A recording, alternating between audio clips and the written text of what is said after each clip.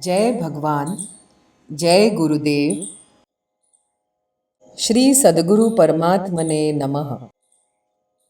सिद्ध सद्गुरु श्री रणछोड़ दास जी महाराज श्री गुरुदेव की सन्निधि में चतुर्थ भाग ईस्वी सन 1957 थी 1961 कुमारी कुमुदिनी बेन परमानंद पंजवाणी।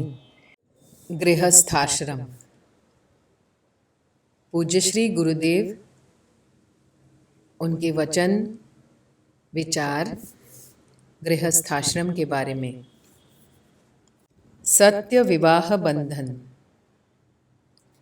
आजकल के पुरुष एकांगी सतीत्व का आग्रह, दबाव व प्रचार करते हैं। बिना तेल जुटाए बत्ती से कहते हैं कि जलो। यहाँ अवश्य है कि सती धर्म सुख दुख से परे व अतीत है। अमुक नाम की निश्चित पुरुष व्यक्ति में दोष हो सकते हैं, परंतु सती धर्म की उन्नत भावनानुसार पति भाव पदार्थ निर्विकार और निरंजन है, और इसलिए सती धर्म का पहला और एक ही मंत्र पति परमेश्वर। सर्व देश में सर्वकाल में सत्य यह है कि जब दोनों ओर सत्य शुद्ध व्यवहार हो तभी विवाह बंधन सत्य हो सकता है। मानव जीवन वही हो सकता है जिसको बुद्धि व भावना दोनों मान्यता करें, और जो व्यवहार व परमार्थ दोनों मार्ग के शुद्ध आचरणों में किंचित मात्रा में भी फिक्का व कच्चा न पड़ जाए। आध्यात्म साधना का मतलब है अपने हृदय का शोधन, अपने को जानना और शुद्ध हो जाना, अर्थात मैलापन मिटाकर स्वच्छ शुद्ध हो जावे, तब आत्मज्योति झिलमिला रहती है सतत। इसके लिए हमें 5 कलेशों का व 5 कोशों का आवरण हटाना है। जागृत हो, उठ जाओ, परामर्श, उत्कर्ष, निष्कर्ष और समदर्श। श्री गुरुदेव को सही करने के लिए फोटो दिया। श्री गुरुदेव ने लिखा, पहला, मन की शांति ही जग का लोप है। दूसरा, निश्चित मानो कि जब तक अपने स्वरूप के सहज गुण स्वभाव प्राप्त नहीं करोगे तब तक सुख आनंद कदापि नहीं। तीसरा, मन शांति युक्त हो तो अनंत सुखी ही है। चौथा, राग द्वेष जितना कम उतना ही ज्यादा स्वस्वरूप के गुण स्वभाव का आचरण। गृहस्थाश्रम। मनुष्य के मन में यह कामना रहती है कि वह अपने जीवन से परे भी अपनी वंश परंपरा के माध्यम से जी सके। इसकी पुष्टि के लिए हिंदू शास्त्रों में प्रचुर प्रमाण मिलते हैं। यहाँ तक कि शास्त्रों के अनुसार तो विवाह और गृहस्थ धर्म का प्रयोजन संतानोत्पत्ति ही है। संतान दाम्पत्य को प्रौढ़ता, परिपक्वता और प्रगाढ़ता देती है। बच्चे दाम्पत्य के गृह प्रांगण को अपनी क्रीड़ा और किलकिलारियों से भरकर माता पिता को सर्जनात्मक कृतित्व का गौरव और अपनी अंतरंग आत्मीयता को आनंद से परिपूर्ण कर देते हैं। दाम्पत्य इस प्रकार उन बहुविध रिश्तों को जन्म देता है जिनकी सुवास से हमारे पारिवारिक जीवन की फुलवारी और महक उठती है। दाम्पत्य की वाटिका में ही माँ बेटे, पिता पुत्र और भाई बहन के संबंध खिलते हैं। दाम्पत्य एक परिवार मूलक संबंध है। स्त्री पुरुष का एकांत अकेले का संबंध ही नहीं, बल्कि कई दूसरे संबंध और सूत्र भी गूंथे हुए रहते हैं। इन संबंध सूत्रों को आपस में बांधने के लिए हमारा सामाजिक जीवन और वातावरण, हमारी रीतियाँ और परंपराएं, साहित्य कला एवं सांस्कृतिक परंपरा, हमारा आचार विचार, निरंतर और श्रृंखलाबद्ध संयोग एवं अवसर जुटाते रहते हैं। हिंदू विवाह संस्कार पद्धति, सामाजिक परंपरा एवं हृदय के संस्कारों ने भी दाम्पत्य की नींव सुदृढ़ करने में काफी योगदान दिया है। अग्नि की साक्षी सप्तपदी का प्रतीकात्मक एक पुनीत वातावरण में मनोयोग से सुना हुआ मंत्रोच्चार वर वधू के मन को कहीं बहुत गहरे से छूकर मंत्रमुग्ध कर जाता है और अमिट एवं अविस्मरणीय हो जाता है।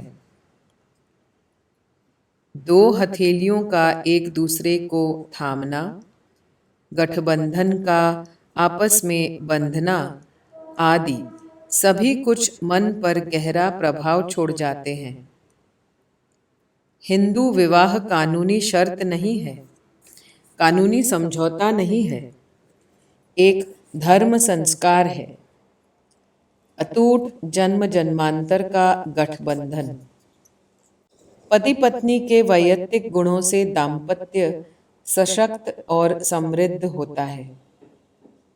सफल दाम्पत्य के लिए चारित्र्य, विवेक, सहिष्णुता, त्याग, सेवा, संतोष, शालीनता, सुघड़ता, उदारता, कार्यकौशल, सौहार्द, शिष्टाचार, पारस्परिक सहयोग इत्यादि जरूरी है। सुखी दाम्पत्य के लिए कुबेर के खजाने की जरूरत नहीं होती। राजसी वैभव और ऐश्वर्य की उसे अपेक्षा नहीं रहती।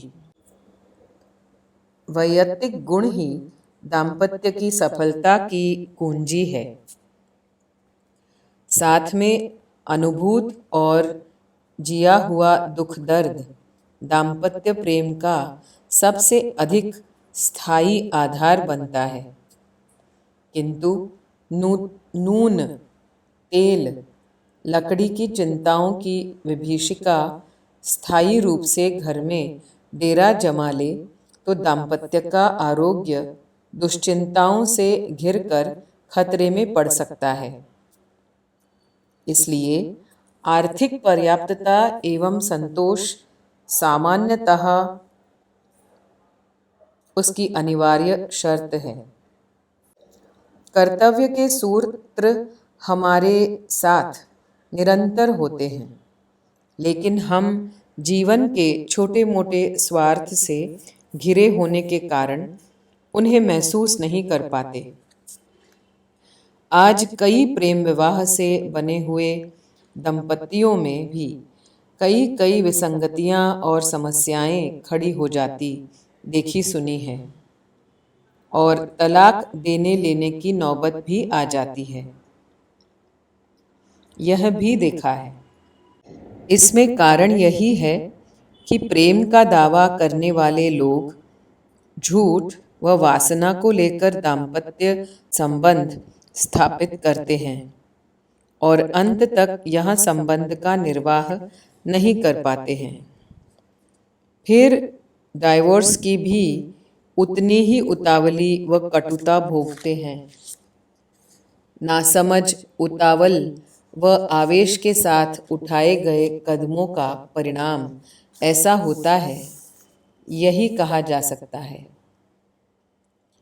पति पत्नी मिलकर एक पूर्ण अंग बनता है। इसी संदर्भ से पत्नी को अर्धांगना कही है। जिसकी पत्नी नहीं है उस पुरुष को अयज्ञीय माना गया है। अयज्ञीय पुरुष को यज्ञ का अधिकार नहीं। व्याकरण भी इसी बात की पुष्टि करता है। पति का स्त्रीलिंग रूप पत्नी किस प्रकार होता है? पाणिनि ने स्पष्ट कहा है कि पति शब्द के स्त्रीलिंग करते समय ई में न मिलाना, कारण कि स्त्री यज्ञ की सहभागिनी है।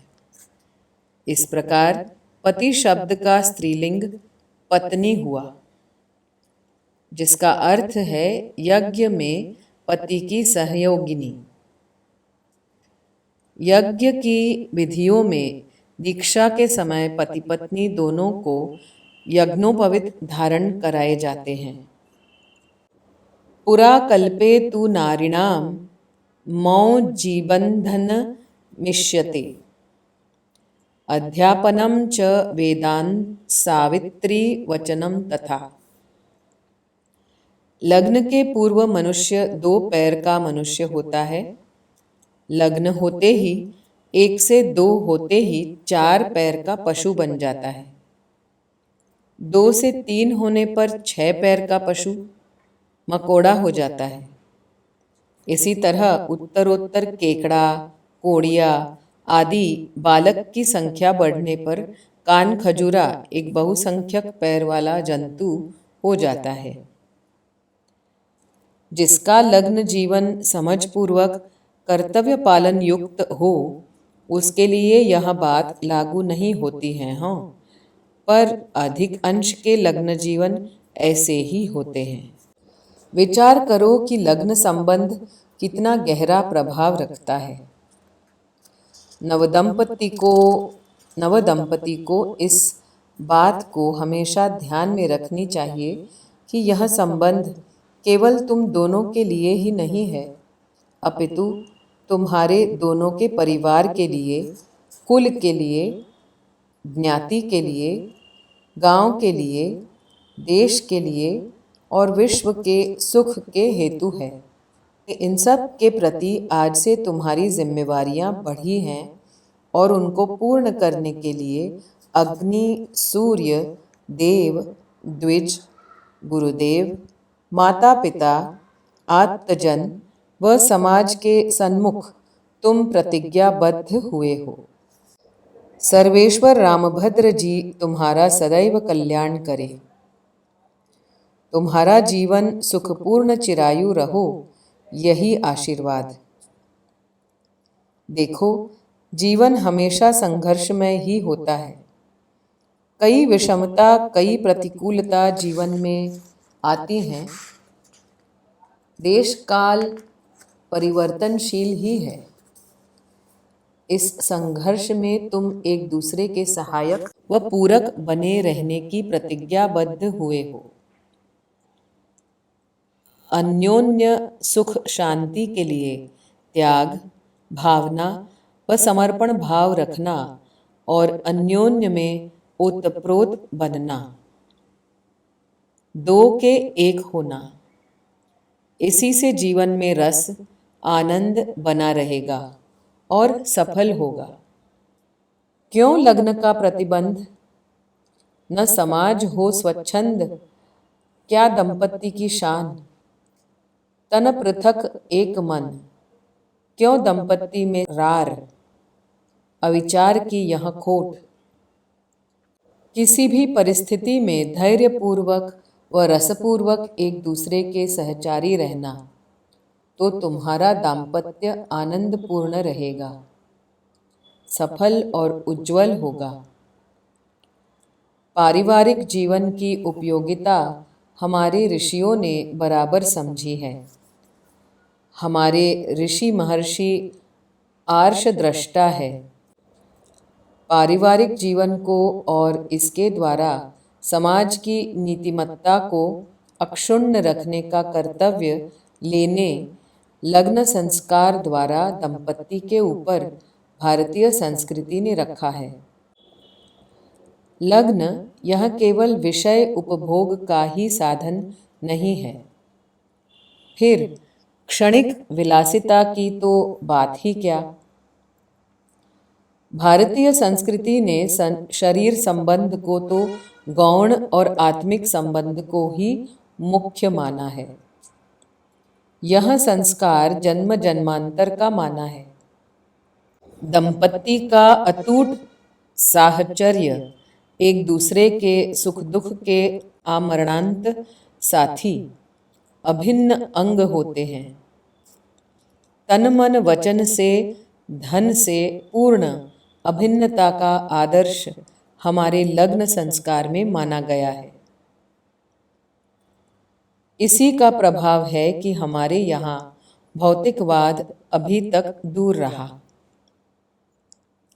लग्न विच्छेद को ताता नहीं लगा और पारिवारिक जीवन शैली आध्यात्मिकता को पुष्ट करने वाली है। यह हमारी विशिष्ट भारतीय संस्कृति की परंपरा है।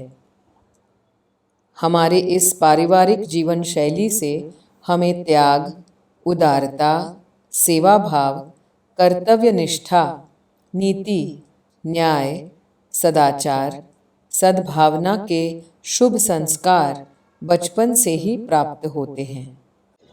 भगवान राम जी वन में पधारे हैं, भरत जी अयोध्या में आते हैं।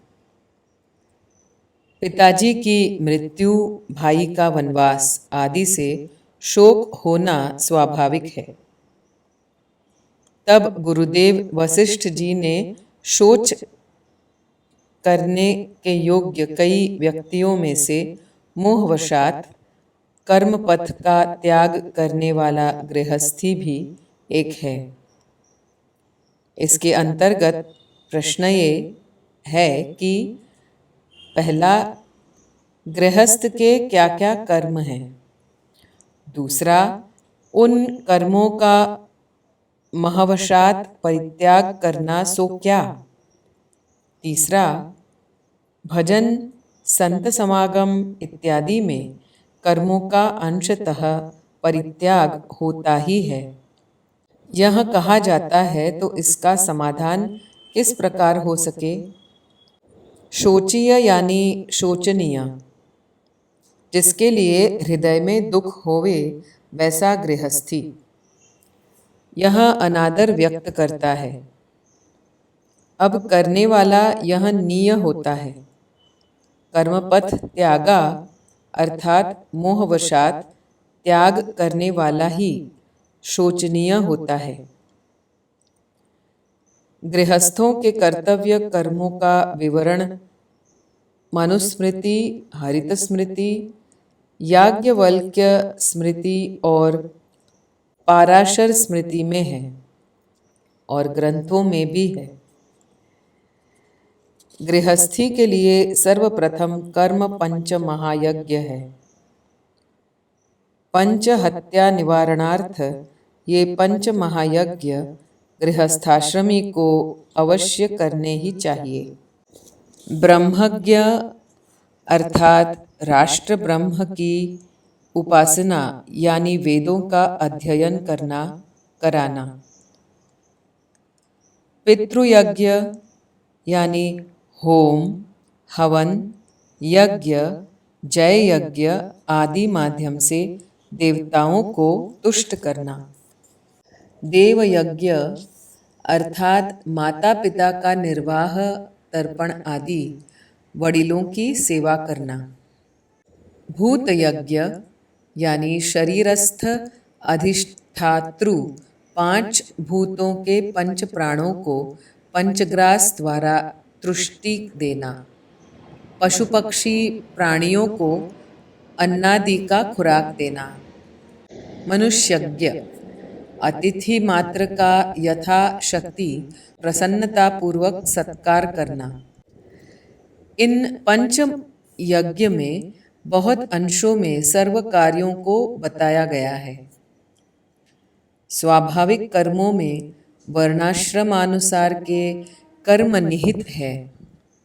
ये नियत कर्म है। नियत यानी कर्तव्य कर्म, इनका त्याग करना अनुचित है। यह तामस त्याग है। नित्य कर्म, स्नान आदि नैमित्तिक कर्म, व्यापार, नौकरी, व्यावहारिक कर्म, काम्य कर्म, धर्मानुष्ठान, यज्ञ, तीर्थयात्रा, दान धर्म आदि नित्य कर्म में संध्योपासना, देव पूजन भी आते हैं। हाँ, ये नहीं भूलना है। मनुष्य के ऊपर देव, पितृ और ऋषि तीनों के ऋण हैं। इन ऋणों से मुक्त होने के लिए शास्त्र विहित कर्मानुष्ठान करना ही चाहिए। शास्त्र विहित कर्म यज्ञ है। यज्ञ से रहे हुए उनके द्वारा किया हुआ जीवन निर्वाह यथार्थ समझ व ज्ञान को देने वाला है। आहार की शुद्धि से अंतःकरण की शुद्धि होती है। अंतःकरण की शुद्धि से शुभ विचारों में, शुभ कर्मों में बुद्धि, इच्छा, वृत्ति स्थिर होती है। इसीलिए महायज्ञादि कर्म आजीवन कर्तव्य है। इंद्रियों के कर्मों को तो हम कदापि काल त्याग नहीं कर पाते हैं। देखना, सुनना आदि। इसलिए स्पष्ट होता है कि शोचीय गृही जो कर्मपथ त्यागा, इसमें शुभ कर्मों का ही आशय है। कर्तव्य कर्म हमेशा शुभ कर्म होते हैं। इसीलिए कर्तव्य परायण मनुष्य की इहलौकिक और पारलौकिक उन्नति अनायास होती ही है। कर्तव्य कर्म में पुत्र धर्म, पति धर्म, पत्नी धर्म, पुत्री धर्म, मातृधर्म, मातृपितृ धर्म इत्यादि है। करने योग्य और नहीं करने योग्य कर्म का निर्णय किस आधार से करना? सारी लंबी चौड़ी चर्चा न करते हुए एक आधार कहता हूँ। हमारे जिस कर्म से दूसरों को दुख पहुँचे, ऐसा कर्म दुष्कर्म है। यह नहीं करना चाहिए। दूसरों को थोड़ी सी भी हानि या व्यथा न होती हो, वह विकर्म है, जिससे पाप पुण्य कुछ भी नहीं होता है। दूसरों को सुख मिले, शांति होवे, वह सुकर्म है, जिससे पुण्य लाभ होता है। मन कर तन कर, वचन कर, काहू दुखत नाही। तुलसी ऐसे संत जन, राम रूप जग माही। अब भजन, संत समागम को समझो। कोई संत समागम या भजन आदि सुकर्म का त्याग करने को नहीं कहता है, न कहेगा। सत्संग का आशय, भजन का आशय केवल यही है कि कर्म फलों से विरति होना। सो यह कोई सहज साध्य बात भी नहीं है। जहाँ भी त्याग कहा है, वहाँ अशुभ कर्मों का त्याग और कर्म फलों की आसक्ति का त्याग समझने का है। श्री रामचंद्राय नमः। श्री पतित पावन चरण कमलेभ्यो नमः। श्री सद्गुरु परमात्मने नमः।